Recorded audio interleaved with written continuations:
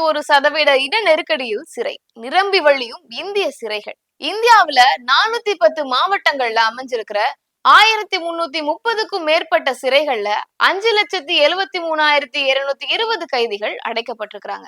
இதுல 4,35 லட்சம் பேர் விசாரணை கைதிகள் தான் அப்படின்னு பிரிசன் ஸ்டாட்டிஸ்டிக்ஸ் ஆஃப் இந்தியா வந்து தெரிவிச்சிருக்காங்க. விசாரணை எதிர்கொள்றவங்க, விசாரணைக்காக காத்திருக்கிறவங்க அப்படின்னு இந்த எண்ணிக்கை ஆண்டுக்கு ஆண்டு அதிகரிச்சுக்கிட்டே இருக்குது அப்படின்னு சொல்லப்படுது.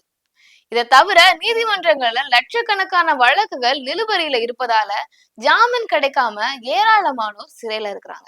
நீதிமன்றம் ஜாமீன் வழங்கியும் கூட அபராத தொகையை கட்ட முடியாமலும் சட்ட முறைகள் படி தங்களை சிறையிலிருந்து வெளியே கொண்டு வரதற்கு உறவினர்களோ நண்பர்களோ இல்லாமலும் பலர் சிறையிலேயே இருக்கிறாங்க. உலகின் மிகப்பெரிய ஜனநாயக நாடும் சொல்லிக் கொள்ளும் அதே வேளையில 76% மேலானவங்க விசாரணை கைதிகளா சிறையில வச்சிருப்பதுதான் அரசியல் சாசனத்திற்கே அவமானம் அப்படின்னு அறிஞர்கள், மனித உரிமை செயற்பாட்டாளர்கள் வந்து சொல்றாங்க. இந்நிலையில மின்னணு கருவிகள் மூலம், அதாவது கைதிகள் உடல்ல டிராக்கர்கள் பொருத்துவதை நடைமுறைப்படுத்தி பார்க்கலாம் அப்படின்னு உச்ச நீதிமன்ற நீதிபதிகள் ஆய்வு திட்டமிடல் மையம் வந்து பரிந்துரை செஞ்சிருக்கிறாங்க. இந்திய சிறைகள் சீர்திருத்தம், நெரிசல் குறைபாட்டுக்கான நடவடிக்கைகள், சிறை கையேடுகளுடன் இணைத்தல் என்ற தலையீட்டுக்குள்ள அறிக்கையை குடியரசுத் தலைவர் திரௌபதி முர்மு நவம்பர் 5ஆம் தேதி வெளியிட்டிருந்தாங்க.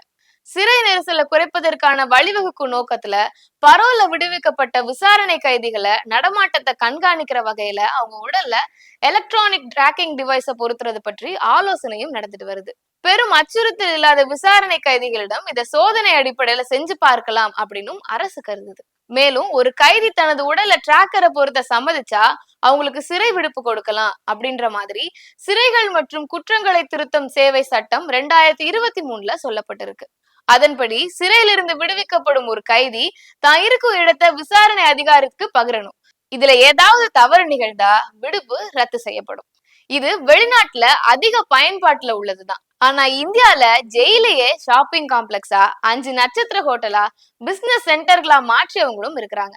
அப்படிப்பட்ட குற்றவாளிகளை டிராக்கர் அணிஞ்சு வெளியே வந்தா என்ன ஆகும் என்பதுதான் இந்த திட்டத்தை அமல்படுத்துவதில் சிக்கல் ஏற்படுத்தி இருக்கு.